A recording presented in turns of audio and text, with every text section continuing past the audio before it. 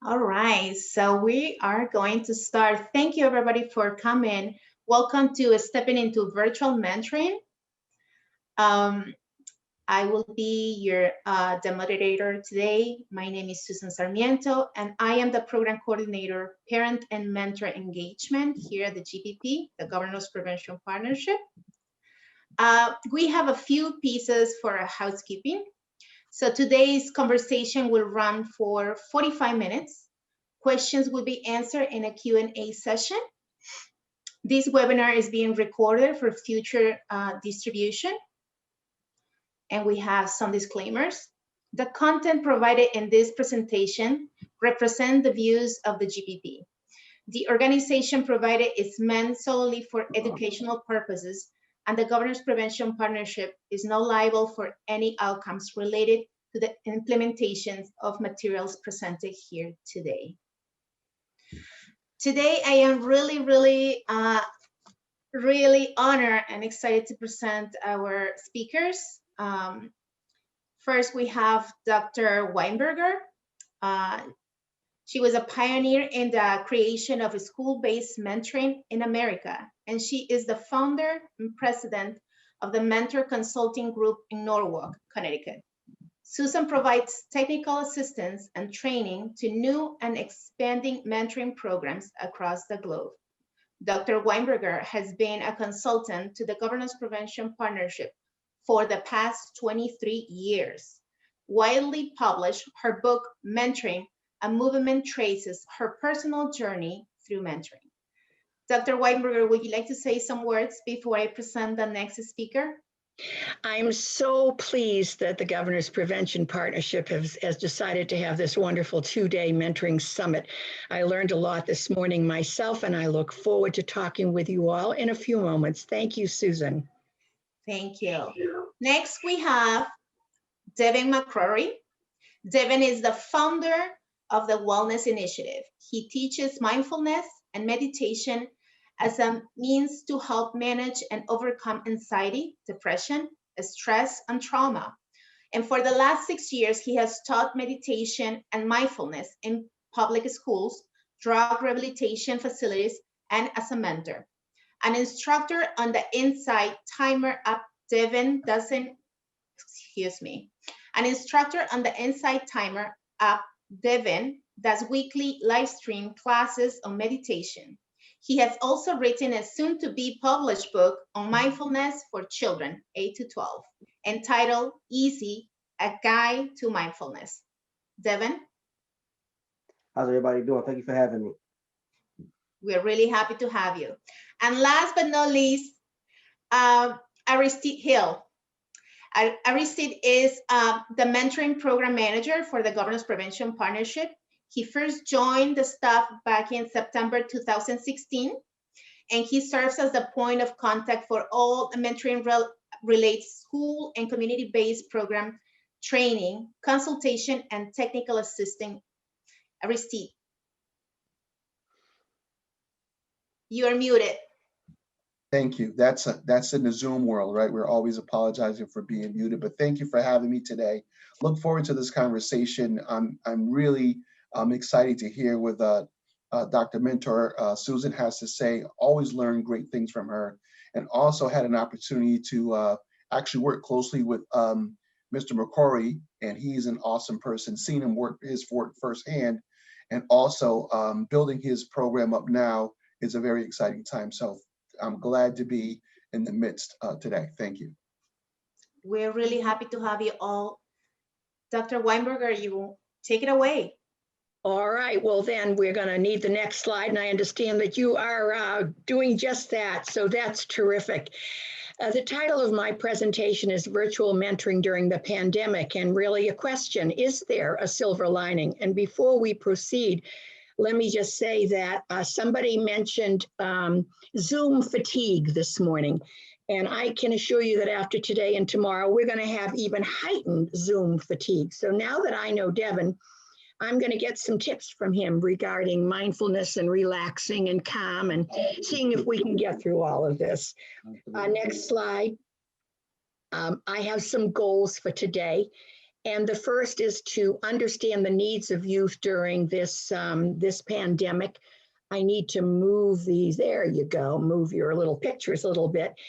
I also want to examine very briefly how programs are connecting youth in spite of the challenges involved, which I'm sure for most of you will serve as a reminder because you've been doing such a wonderful job in trying to connect young people. And then I'm going to make a little prediction at the end that with COVID-19, there is a silver lining. And I think it's really going to help to recruit our mentors and mentees and retain matchers in future years. And before I go on, somebody also said this morning, maybe it was Brian Sales, I can't remember, that, you know, mentoring programs are disappearing. There's a high attrition rate. And that's why I'm going to focus in my short time with you today on what I think might be a silver lining. So let's first examine the givens of mentoring on the next slide. We know that mentoring is a powerful two-directional strategy, and it's research that confirms that young people who are mentored improve school attendance and attitudes, peer relationships, and social behavior. Charlotte Russell Tucker this morning mentioned attendance, and I want to make sure that everyone knows that Connecticut is taking the lead in ensuring that we address the issue of chronic absences and what we're doing to improve school attendance. And I can assure you from my own research that mentors play an important role in improving school attendance, which I will allude to in a future slide. So mentoring today is a movement. It's made tremendous strides to match mentors and mentees throughout the world. Next slide.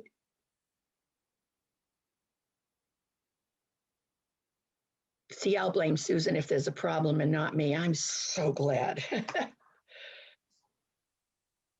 Andrew, I'm having technical issues. Oh, is it? Did it freeze on you? I guess so. I cannot go to the next slide. All right, I'll go ahead and just restart Stop. Yep, and just start it from the current slide, the givens.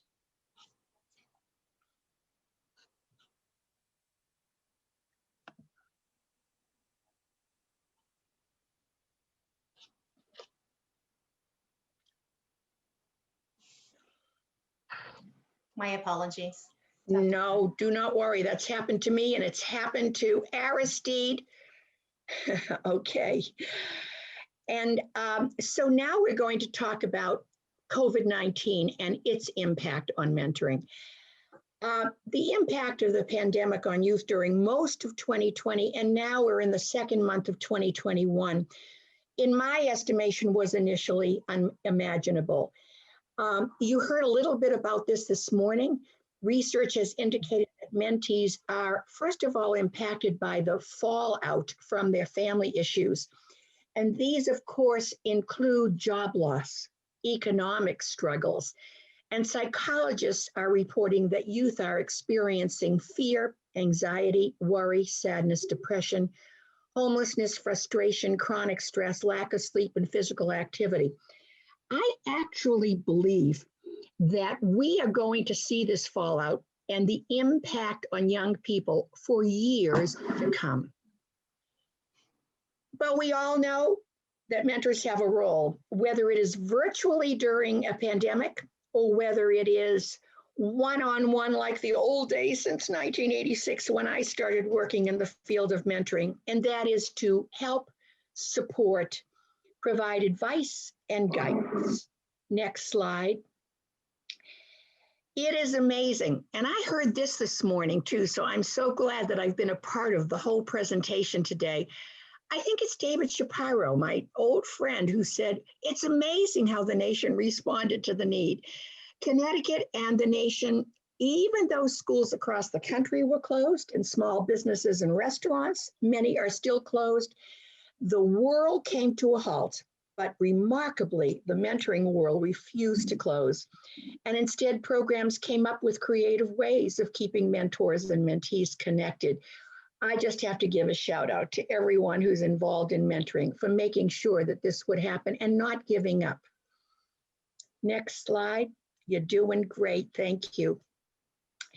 We know, of course, what the role of a mentor is, but we have to also remember that the role of a mentee did not change during the pandemic, even though most of mentoring and connecting has been hybrid or online, which we're going to talk about. They still have to show up on time, and they have to be courteous, and they have to listen and accept constructive criticism and be open and be flexible and not judgmental and accept responsibility. So the role of the mentee has not changed over the last year or so. Next slide. Let's take a look at all of the options that are now available to connect. And when we get to the Q&A, if there's anybody who has anything else on the list other than what I am mentioning, I would love to hear what they are doing to have successful connections. The old-fashioned mentoring is mentoring in person. For school-based mentoring, that's an hour a week. You go over to the school and you continue that for a minimum of a year. For community-based mentoring, like the wonderful Big Brother, Big Sister program, it's in person in the community. But now we have the option to connect virtually, totally virtually. And then there's the hybrid model. I don't know who created the word hybrid, but for me, hybrid means a blended mentoring. And I think someone even used that term this morning too. So hybrid for the mentoring world combines traditional in-person with online virtual. And many programs in Connecticut are doing both today. So here are the online mentoring options. And this is where you can help me after I have concluded in terms of anything that I may have left out. Well, first of all, we've got Zoom. Whoever knew that Zoom would be a verb, a noun, an adjective, and so much a part of our lives?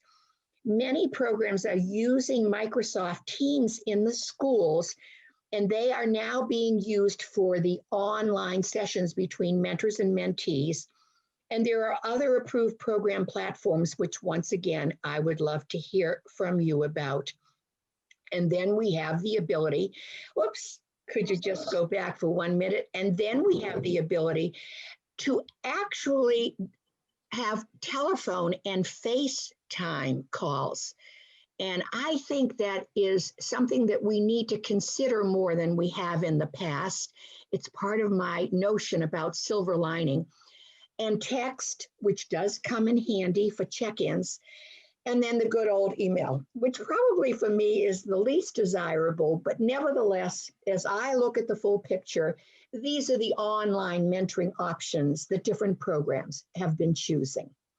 Now the next slide. Virtual mentoring developed its own hybrid. And it's interesting to me, it's sort of like a hybrid within a hybrid. So let me explain what I mean by that.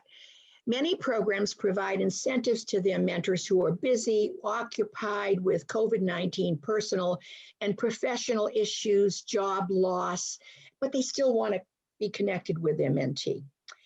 And this is where the virtual hybrid comes in. Some of our mentors are spending 1 hour a week broken into 4 different contact options. So once a week, they are online with the mentee. Once a week, it's email. Once a week by text. And once a week, it's FaceTime. That is a combination, a hybrid that is happening in some programs. Next slide. I have to say, no matter whether the program is virtual, online, or whether it is in person, that we have to have parent permission. And we have to have mentor etiquette because we have to behave when we're online and we have to dress appropriately. And so this is an advertisement for the Governor's Prevention Partnership. Aristide is smiling. Back in April, we put together 4 wonderful sessions on virtual mentoring, and all these forms are on the website. And come on, Aristide, help me. The website where they can find them is? preventionworksct.org. See, I need Aristide for all my presentations. All right, thank you. Continue. So mentors must still be screened and trained prior to virtual mentoring. They still have to know what the policies are around mandated reporting.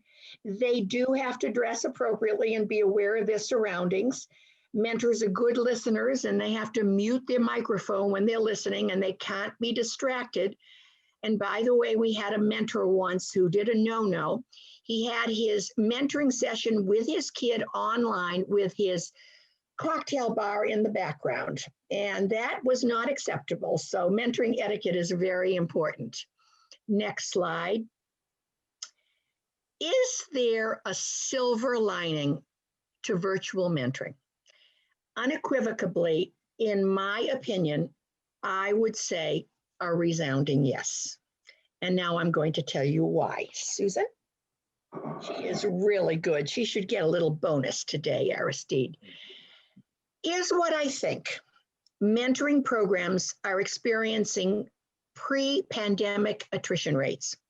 You heard that this morning. It is a challenge to retain mentors for the long term. It's unbelievable that when I talk to programs and I work with programs through the National Mentoring Resource Center, they had 30 mentors. This year, they only have 5.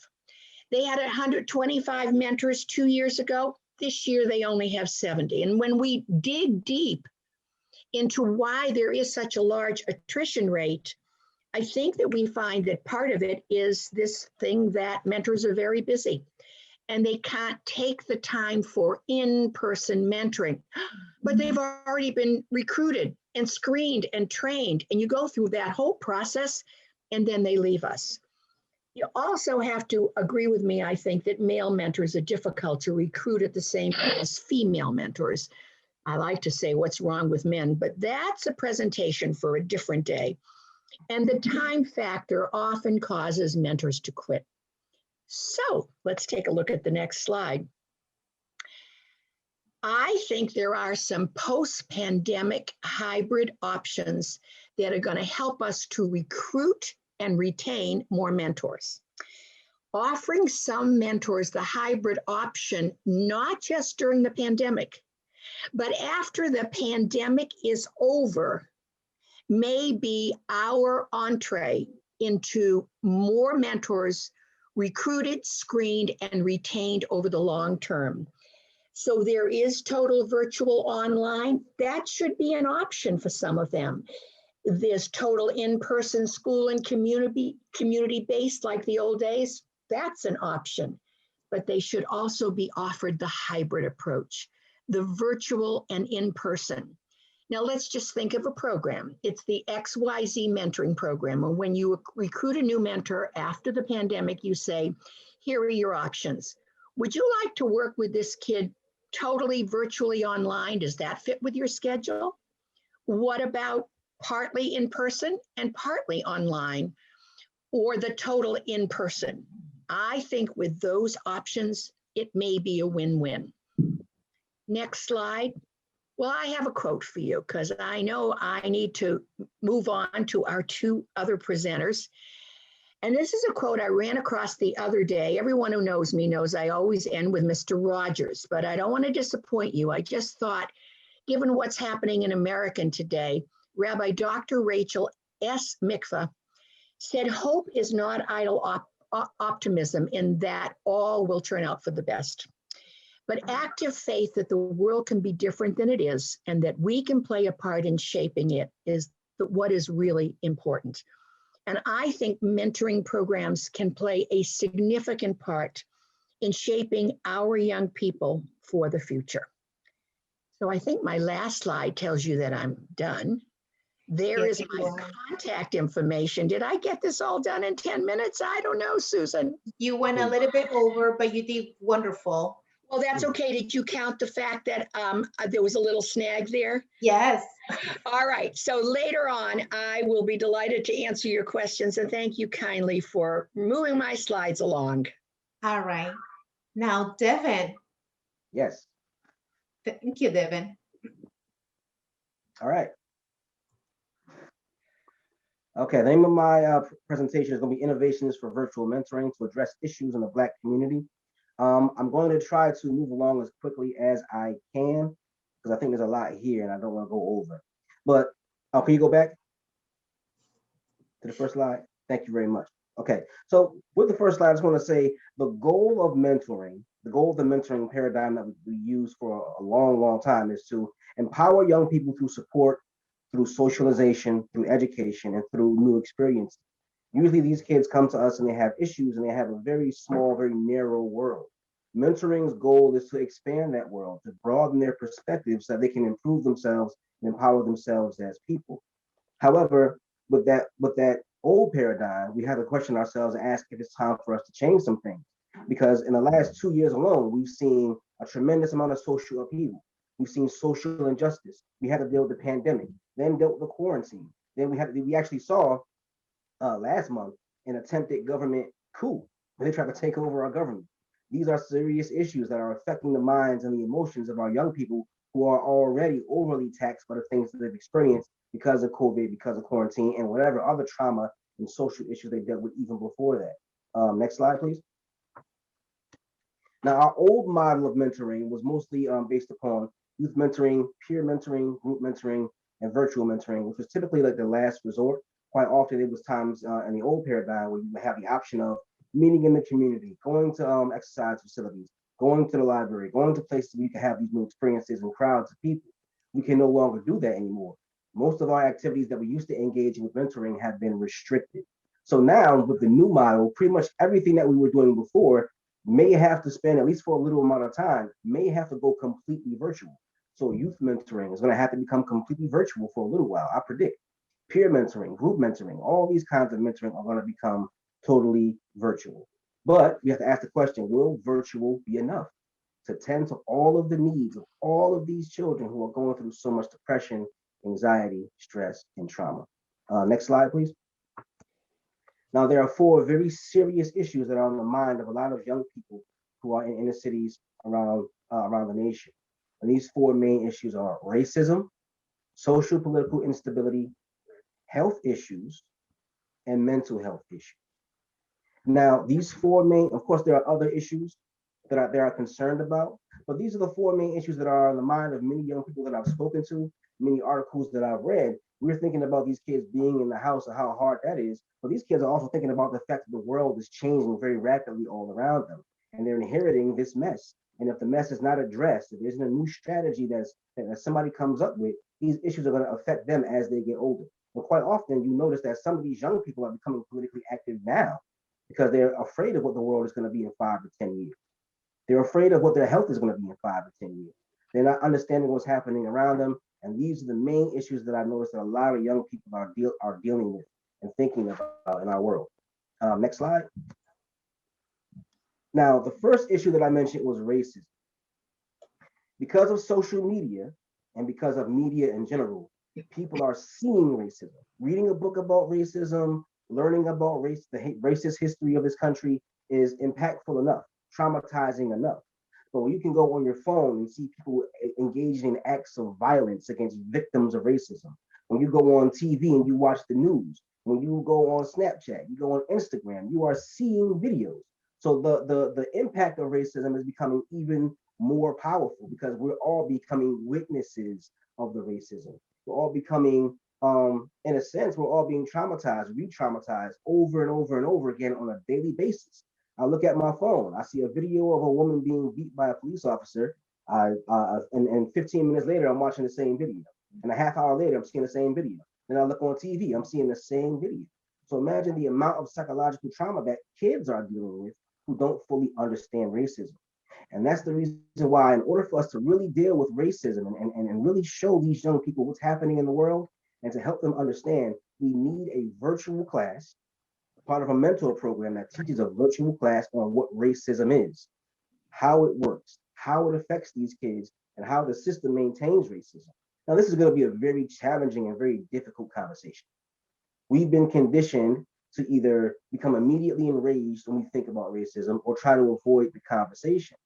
And that's why it's important that if we do have a program, a mentor program, where there's a conversation about racism, first and foremost, it has to be racism based upon experts who dealt with racism in their careers. So I mean psychological experts, sociological experts, political experts, individuals who have studied racism and how it affects people mentally, socially, economically.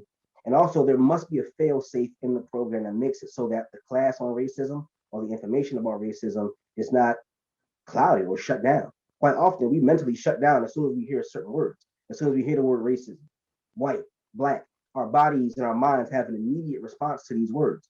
So in order to keep us from trying to silence the class needs to have a fail-safe. And this can be done virtually, where kids can come and get an understanding of what's happening around them and voice their concerns about racism in the world around us. Mentees need to understand what racism is, and they need to feel empowered so they can know that racism is something that they can fight against, so they won't have a sense of helplessness. We need to imbue them with a sense of internal locus of control, saying, yes, racism is in the world around you, but you can't overcome it and you can destroy it. And this is how. Next slide. Socio-political instability. Now, a lot of young people don't understand politics. They have no idea how politics work. They have no idea of the power that they have politically. That's the reason why so many young people don't vote. So many young people don't want to get involved in political parties. So many young people don't form parties of their own or groups and coalitions of their own. So I think that a big part of helping our young people, we can have a mentor program that teaches them about politics, but also directly connects them to individuals in local politics. Imagine if you have a virtual mentor program where every week kids show up and they have an opportunity to speak to the mayor of a city, a governor of a city, a policymaker, a legislator, a senator. Every week they come in, and if somebody who is in politics is willing to connect with these young people, they have an opportunity to hear these young people's concerns and actually work on strategies so that these young people can overcome the issues that they're dealing with on a regular basis. And quite often, a lot of these politicians are individuals who are living kind of in an ivory tower almost. So sometimes, I'm not going to say that they're all people who are ignoring the needs of the people, but sometimes they might be unaware. You know, a guy who's in politics, who's been in politics 20 years, who's 50, 60 years old, might not know what a 13-year-old boy or a 13-year-old girl is concerned about. They might be from an environment, they might, first of all, be from a different environment, but also they're from a different time. I'm 41 years old. I look at some of the things young people engage in, and I'm baffled by it. So luckily for me, I have multiple jobs where I work with young people, and they can kind of school me to some of the things that they're concerned about, things that may never even occur to me. So if you have a mentor program that includes political education and gives them direct access to individuals who work in local politics, that can empower them. And they can say, listen, I spoke to the senator today.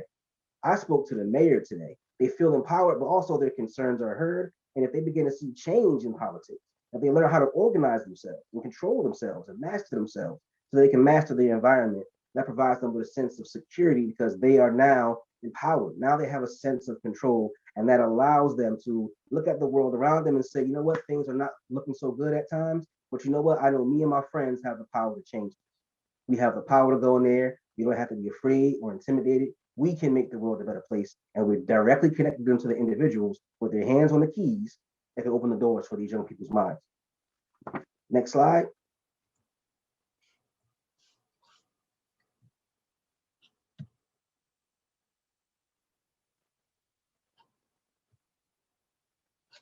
Sorry, guys, it's giving me an issue again. No problem. We're gonna start again. As we wait to return to the PowerPoint, if I'm talking too fast, just let me know. I'm really You're nervous. doing great, Devin. Okay, thank you. I just want to make sure I don't go over. Okay. Another major concern is physical health. Now, I'm speaking from my own personal experiences. I'm a person who suffers from diabetes and hypertension. If I'm eating right and I'm getting exercise, it's not an issue at all. I go to my doctor pats me on the back, good job. During quarantine, somehow magically, I put on a lot of weight, and that's affecting my personal health. Now, if you have a young person who's suffering from diabetes, hypertension, that's going to have a tremendous effect on them, and especially considering COVID. With COVID-19, if you have comorbidities, it increases the potential for COVID to become lethal. Now, if you're an individual who's healthy, strong immune system, you eat right, you're doing everything you have to do, there's less of a chance of it becoming lethal. But if you put on a lot of weight, you're dealing with obesity, you're dealing with breathing issues, you're dealing with asthma. All of these things can really have a big impact on your survival rate when it comes to COVID. However, if a person is eating the proper food and really taking care of their physical health, that can help them raise their chances of surviving COVID and just help them to overall feel better physically and mentally. So, a few things that we can do. Online virtual cooking classes. Have somebody who's maybe a personal trainer who can do all of these. You can have a personal trainer who can do all of these. and have them, maybe 1 week show you how to eat properly. And not only that, but I myself stopped taking certain Western medicines because I got tired of the after effects. When I take NyQuil, I go to sleep, I wake up feeling woozy, I get a headache, and it throws my blood sugar out of whack. So working with one person who I know who's a martial artist and he's a healer, he taught me certain plants that I could use. So when I feel like I'm getting a little bit sick, I can drink ginger tea instead of taking medication that's gonna make me feel loopy afterward. So a physical proper nutrition class can teach you not only how to cook, how much food to eat, how to measure your food, what nutrients to look for, but it can also teach you about certain plants that you can use to help your body feel better and strengthen your immune system. Another thing is we have somebody who's doing a virtual exercise class. And this can be something very simple and very easy. Not everybody has an elaborate exercise regimen at home. You might not have the weights, you might not have the elliptical, but there are certain home exercises that you can do. I just got a book, an ebook, and I printed it out that shows you exercises you can do while you're at home without any weights. You can just use your body weight, use a little bit of momentum, repeat your reps over and over again, helps you to slim down and feel more energized. And last but not least, a virtual yoga class. Now, a lot of people think that yoga is this strange esoteric thing, but yoga can help you feel more flexible. It can help you feel more energetic. It's a very good exercise. And also, yoga is one of those things that actually improve your mental state. A really good yoga teacher can actually help you feel better about yourself and more empowered. And so that physical element is going to be taken care of virtually with just these three things. Next slide. Mental health. Now, this is the one that concerned me the most because I saw so many people during quarantine, during isolation, who were dealing with depression, anxiety, stress, trauma before quarantine. Once quarantine hit, it intensified what a lot of people were already struggling with. So there's a lot of people out there who are struggling in silence. They might not be able to go see a psychologist. They might be afraid if they go see a psychologist, they have to worry about COVID. So everything is being moved to virtual. And I think that having mental health, programs done virtually for mentees could really, really, really be beneficial for them. I teach mindfulness and meditation. I already teach mindfulness and meditation online. And I understand that from the research that I've done, from everything that I've studied, an individual who is suffering from depression can include mindfulness and meditation into their daily routine and improve their mood, help improve their neurochemistry, help improve them physically, and help them to combat these mood swings and these depressive thoughts. If you meditate, it can help with anxiety. I myself, at one point in time, suffered from very severe anxiety. I never wanted to take medication. So instead, I started a meditation and mindfulness regimen where every day for just a few minutes, I would meditate and it helped me to overcome my anxiety. Meditation is great for stress. Meditation and mindfulness, in effect, what it does is it's a technique, a training technique, so you can train your mind the same way you can train your body. Just like our bodies can be trained to hold on to fat if we eat the wrong things and we don't get enough exercise, our minds are trained to hold on to negative thoughts if we don't exercise our minds with meditation and mindfulness. And I can say from my own personal research and my own personal experiences that a daily meditation class, maybe for just 5 minutes, or daily meditation practice for a few minutes, can really help individuals who are struggling right now emotionally and psychologically. Next slide. In conclusion, we can use virtual mentoring and take it to the next level. We can have wonderful, amazing experiences with individuals who are stuck indoors, who might not have a chance to be around their friends as much as they would like. We can still continue to expand their horizons, expand their consciousness, because we're showing them things they never knew before. We're showing them proper foods to eat. We're taking care of their need for exercise, taking care of their need to help them learn how to regulate their emotions and to regulate their moods with mindfulness and meditation. We're connecting them right to the government that they feel so distanced from right now. So many people feel like the government is way over here and the people are way over here. We can bring that together and empower these young people. And we can help them to understand what's happening in the world around them and address the issue of racism and show them how to empower themselves to overcome racism. So we're still doing our job as mentors, opening up their minds, empowering them, socializing them. So now we're doing it virtually, and we're also doing it on a bigger scale. We're doing things that we never did before. And the thing about it is, the really cool thing about it is, because it's virtual and people aren't sharing physical space, it can be very cost effective. You can have one yoga instructor who teaches 25 kids per class. So now, instead of just one mentor and one person in an enclosed space and maybe doing one activity, Now they can engage in yoga for, an hour, 25 kids per hour, 4 classes per week. So whatever you're going to pay the yoga instructor, you pay them 4 times a week for that, and they help 25 kids each class. That's 4 classes, 100 kids in 1 week. We've never had a mentor able to see 100 kids in 1 week and have that be cost effective. So in those terms, as far as being cost effective and efficient, opening the doors to a new virtual paradigm might be the move to make, not only for our mentees, but also for the sake of just the cost when it comes to these companies paying the cost of paying their mentors who are not volunteers. So I think that is an interesting way to not only engage in virtual mentoring, but to expand what virtual mentoring could be. I think now is the time for innovation. Now is the time for changing the paradigm. And that's my ideas about how we can do stuff. Thank you, Devin, for sharing your knowledge and innovating virtual mentoring. Thank And you. next, we have Aristide Hill.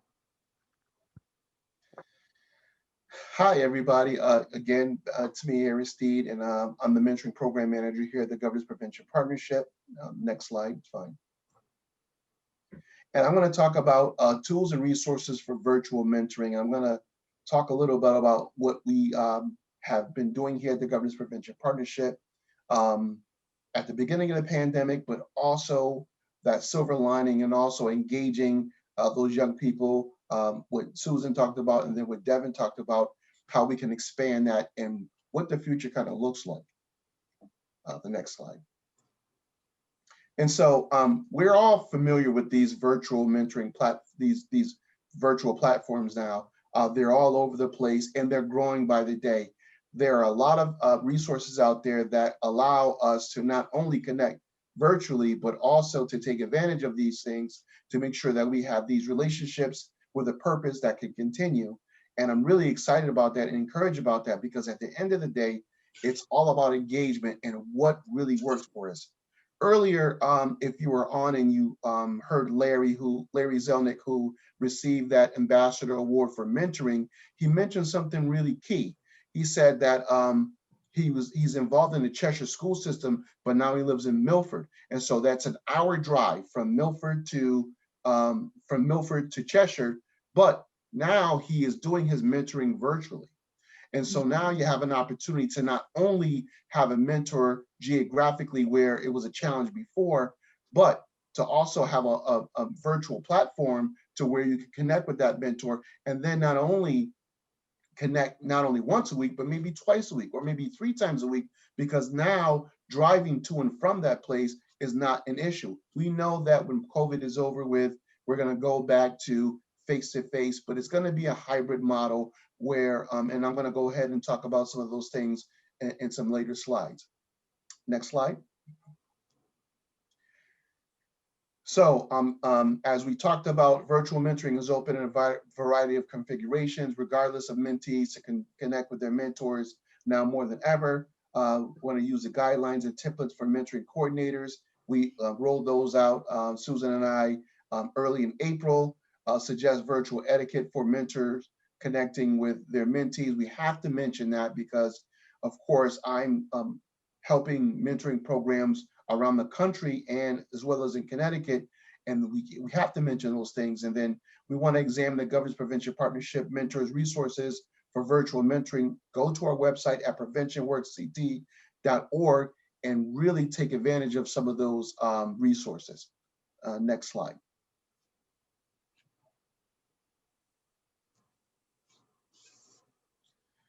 And so like Susan mentioned, we have a pack of information there. And so you can go download those things. We're looking forward to you doing that. It's just going to help in the process of making sure that you're running your program in a safe way. Next slide.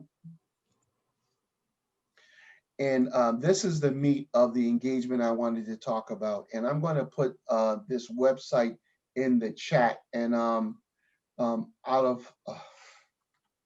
of a lot of things that have come out of the pandemic, we talk about the silver lining, we're talking about engaging more young people. We're talking about different ways of engaging youth, and it doesn't have to be when you're face to face, you might have some things you're going, you might go to a museum, you might go to a park. But when you're doing things virtually, you want to have some tools to be able to engage young people and to make sure that they are not only taking advantage of this relationship with a purpose, but you can also be an advocate for them. You can also support them academically. And you can also, as Devin talked about, social and emotionally. And it's good to have some great tools in your tool belt to do that. And so we came across a website, and this was when I was at the National Mentoring Summit in January.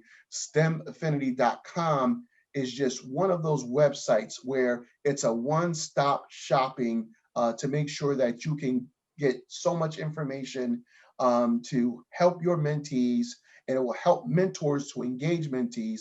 And it's focused on STEM from ages from 3rd grade to seniors.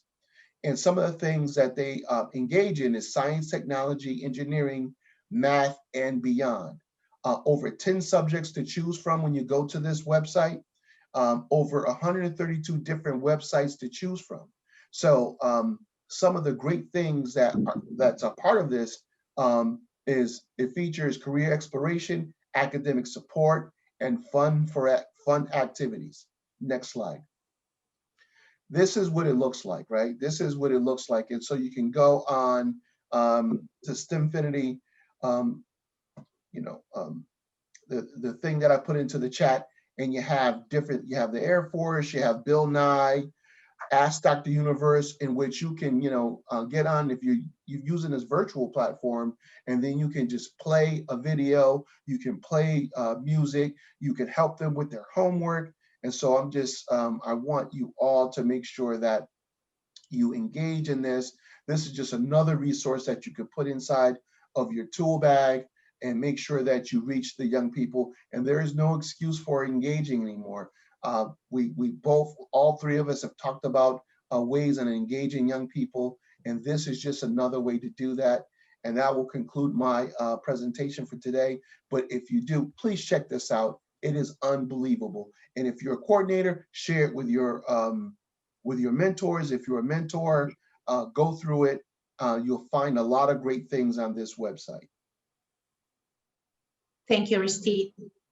Aristide, can you do me a favor? Can you check the Q&A? Because every time I go on it, it freezes my screen.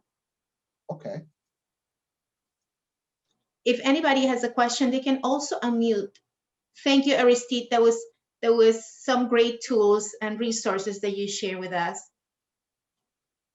Yeah, there's no questions in the chat right now, but we're willing.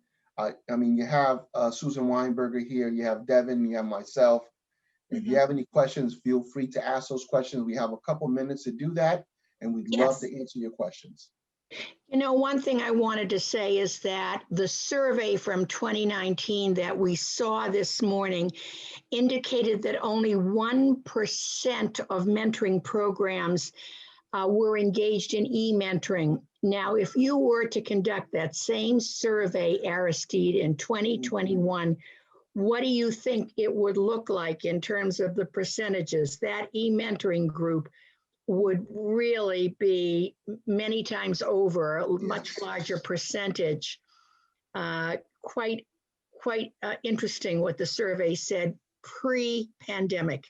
Yeah, I'm glad that was highlighted, because I think that I was one of those adults that was saying to a lot of people before the pandemic that young people need more screen time.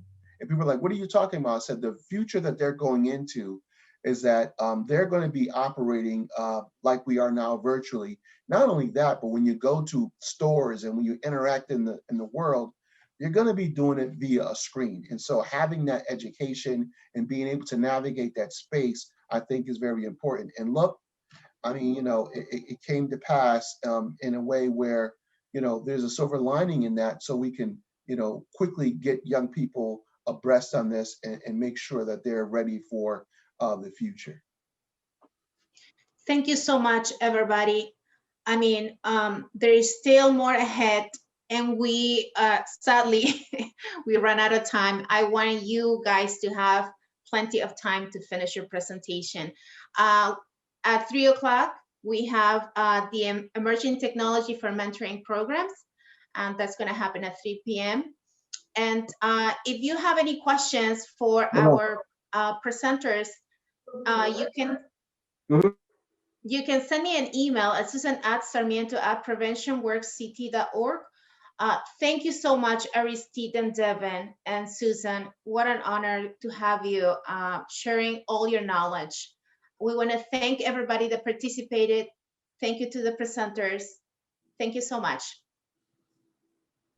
Thank you for everybody participating.